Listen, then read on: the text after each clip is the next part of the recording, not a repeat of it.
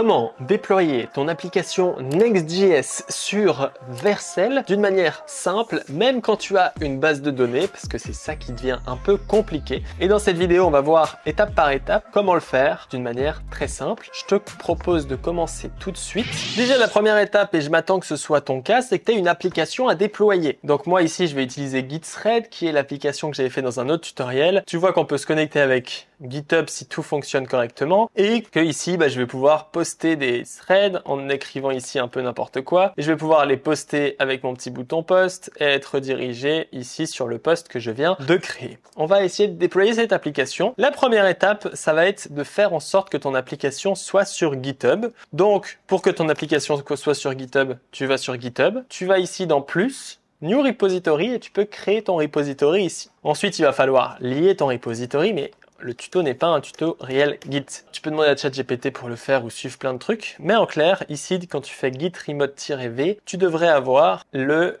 repository GitHub. Si ici, moi, je vais sur le repository GitHub, Git thread YouTube, et on peut voir que je tombe sur mon repository GitHub. Donc, il y a tout qui est bon. Maintenant qu'on a fait ça, on va aller sur Vercel, dans ton compte Hobby, donc le compte gratuit. Ici, tu vois que moi, j'ai pas mal d'applications, mais ne t'en fais pas. On va cliquer sur Add New, puis on va cliquer sur Project. Ici, tu vas pouvoir chercher dans tous tes projets, et donc là, je vais pouvoir chercher dans Git thread YouTube. Une fois que tu es là, tu vas cliquer sur Import. Mais avant de faire ça, vu que tu es sur Prisma, il va falloir faire un truc assez essentiel, c'est que on va définir une commande de build que j'ai déjà faite ici. On va créer une commande Vercel build et à l'intérieur, on va mettre Prisma generate afin qu'il génère le schéma, Prisma migrate deploy pour faire attention à que notre database soit up-to-date. Et finalement, on va appeler next build pour build notre application. En fait, avec Prisma, c'est très important d'avoir déjà généré avant de build. Mais en général, il faut que tu fasses toutes les actions nécessaires pour que ton application fonctionne. Donc ici, tu peux créer une commande custom, par exemple Vercel build, où là, tu pourrais écrire l'intégralité des commandes que tu as envie d'effectuer. Une fois qu'il y a cette commande, évidemment, il faut la pusher sur GitHub. Et une fois que c'est fait, on va venir importer ce projet. Moi, je vais laisser le nom par défaut. Le root directory, tu ne changes pas. Et dans build et output setting, dans le build commande, je vais venir override cette commande pour faire pnpm run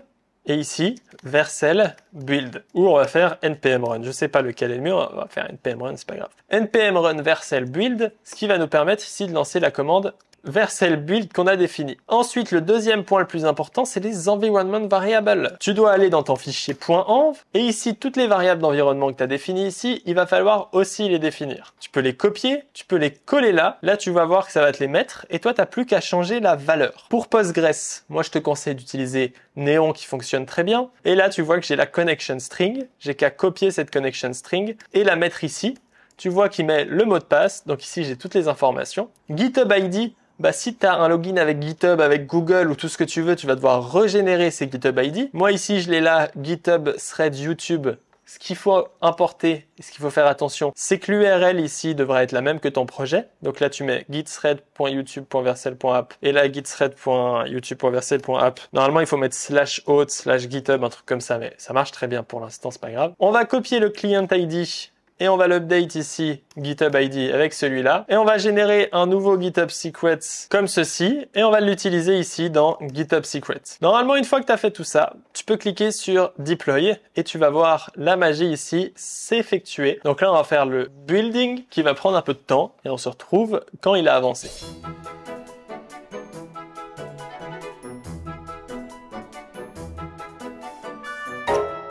Et là, ce que tu pourras avoir souvent, c'est une erreur de migration. Donc ça, c'est l'erreur de Prisma. Il essaie d'appliquer une migration, mais il n'arrive pas à la faire. C'est ce qui va t'arriver tout le temps. Donc ne t'en fais pas. On va cliquer sur Inspect Deployment. Et là, ton application, elle est déjà déployée.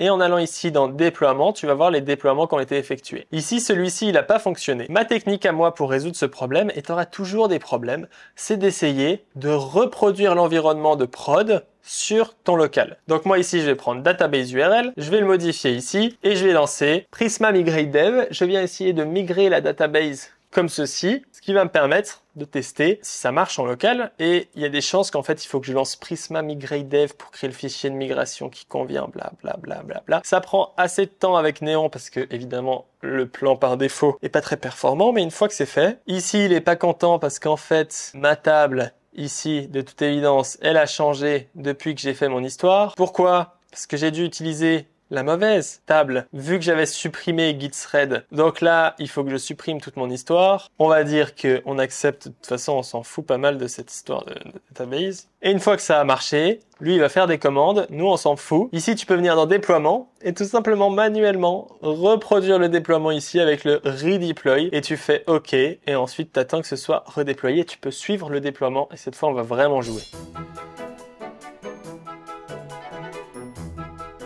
Une fois qu'il a fait ça, on voit qu'ici, il a réussi et donc tu vas pouvoir aller dans ton application. Là, normalement, on voit que c'est ready et on va tester si ça fonctionne en allant ici et on peut voir qu'on a une server error. Et donc, ça peut arriver. Encore une fois, la technique, c'est de venir dans ton local et de lancer ton serveur parce que en production, tu ne verras jamais les erreurs. Alors qu'en local, tu pourras voir les différentes erreurs qui se produisent en ouvrant le terminal. Ou sinon, tu peux aller dans le projet log ici pour voir ce qu'il écrit. Et tu vois que quand tu inspectes les logs qu'il y a en production, donc en cliquant le log, il me manque le next secret. Parce que si tu vas dans next auth, qui est la librairie que j'utilise, donc là je te montre vraiment comment débugger, etc. Tu verras que si en fait on copie juste ici le next auth no secret error, tu vois que next auth ils sont sympas, ils te font plein d'erreurs, et bah il faut ici avoir un secret. Et en clair, il faut avoir une variable next auth secret. Nous, on va venir l'ajouter juste ici en allant dans settings, environment variable. Là, on va ajouter next auth secret.